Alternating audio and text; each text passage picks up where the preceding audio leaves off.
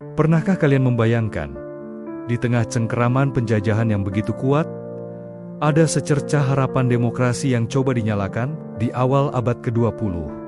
Semangat kebangkitan nasional di Hindia Belanda mulai bergelora. Suara-suara rakyat yang menuntut keadilan dan persamaan hak terdengar semakin nyaring, membuat pemerintah kolonial Belanda merasa resah. Mereka butuh cara untuk meredam gejolak ini. Sebuah cara cerdas untuk memberi ilusi partisipasi tanpa benar-benar menyerahkan kekuasaan. Maka, pada tanggal 16 Desember tahun 1916, lahirlah sebuah lembaga yang kelak akan menjadi saksi bisu perjalanan politik bangsa ini. Namanya Volksraad, atau Dewan Rakyat Hindia Belanda. Sebuah nama yang terdengar agung, seolah-olah rakyat benar-benar memiliki suara. Namun, apa sebenarnya peran lembaga ini? Benarkah ia menjadi wadah aspirasi rakyat, atau hanya sekadar panggung sandiwara politik kolonial? Mari kita telusuri bersama jejaknya. Meskipun undang-undangnya disahkan pada tahun 1916, Volksraad baru resmi dibuka dan memulai sidangnya pada tahun ke-1918 di atas kertas. Ia didirikan sebagai badan penasihat bagi Gubernur Jenderal, sang penguasa tertinggi di Hindia Belanda. Para anggotanya yang terdiri dari orang Eropa, pribumi dan timur asing diberi kesempatan untuk menyampaikan pendapat dan memberikan masukan. Namun, kata penasihat adalah kunci dari segalanya. Kenyataannya, Volksraad adalah instrumen politik yang sangat licik. Tujuannya adalah menciptakan citra bahwa pemerintah kolonial bersikap moderat dan mau mendengar suara rakyat. Padahal, semua keputusan akhir, semua kebijakan strategis, tetap berada di tangan Gubernur Jenderal dan pemerintah di Den Haag. Volksraad hanyalah sebuah katup pengaman, sebuah ruang di mana kaum terpelajar pribumi bisa menyalurkan energi mereka tanpa banner-banner mengancam stabilitas kekuasaan kolonial.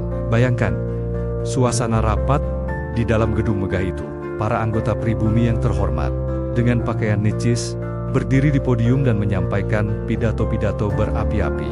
Mereka boleh mengkritik, boleh berdebat, boleh mengajukan usulan, tapi pada akhirnya, semua itu bisa dimentahkan hanya dengan satu kata dari Gubernur Jenderal. Ia memiliki hak veto absolut, sebuah kekuasaan untuk menolak keputusan apapun yang dianggap tidak sejalan dengan kepentingan Belanda. Volksraad, pada hakikatnya, adalah panggung tempat demokrasi dipertontonkan, bukan dijalankan. Sebuah demokrasi semu, sebuah bayang-bayang tanpa wujud nyata.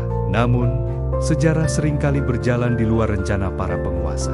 Seiring berjalannya waktu, peran Volksraad mulai bergeser. Pada tahun 1925, statusnya ditingkatkan menjadi lembaga semi-legislatif. Ini berarti, beberapa rancangan undang-undang harus dibahas bersama Volksraad, meskipun persetujuan akhir tetap di tangan pemerintah. Selain itu, sebagian anggotanya mulai dipilih melalui sistem pemilihan tidak langsung yang melibatkan dewan-dewan lokal. Meskipun masih sangat terbatas dan jauh dari kata demokratis, perubahan ini membuka celah penting. Celah ini dimanfaatkan dengan sangat baik oleh para tokoh pergerakan nasional. Bagi mereka, Volksraad bukan lagi sekadar panggung sandiwara, tetapi arena perjuangan baru. Ruang sidang yang tadinya hanya menjadi tempat berkeluh kesah, kini berubah menjadi mimbar politik untuk menyuarakan gagasan-gagasan kebangsaan.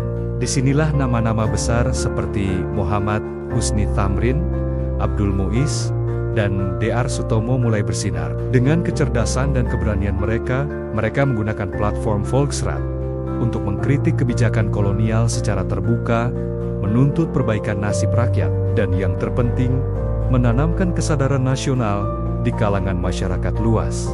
Pidato-pidato mereka disebarluaskan oleh surat kabar, membangkitkan semangat dan menginspirasi jutaan orang di seluruh Nusantara. Bagi Belanda, Volksraad mungkin dianggap sebagai alat untuk menjinakkan kaum nasionalis. Namun, bagi para pejuang kemerdekaan, lembaga ini justru menjadi sekolah politik yang tak ternilai harganya. Di dalam gedung itulah mereka belajar tentang seluk-beluk parlemen, berdebat dengan para pejabat kolonial, merumuskan argumen, dan membangun jaringan politik. Dari perdebatan sengit di ruang sidang Volksraad, lahirlah gagasan-gagasan besar tentang pemerintahan sendiri.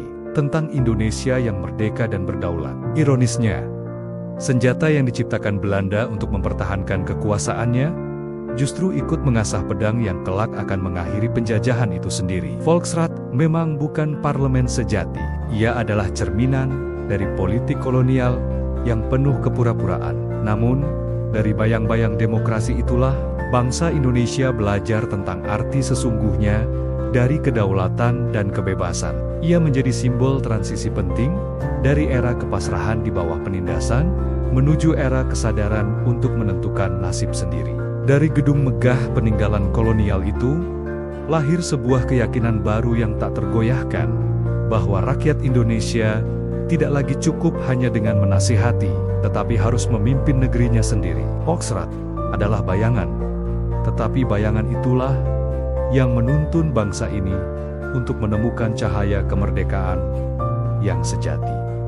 Terima kasih sudah menyimak kisah ini. Jika kalian suka dengan konten sejarah seperti ini, jangan lupa untuk like, komen, dan subscribe channel ini agar tidak ketinggalan video-video berikutnya. Sampai jumpa.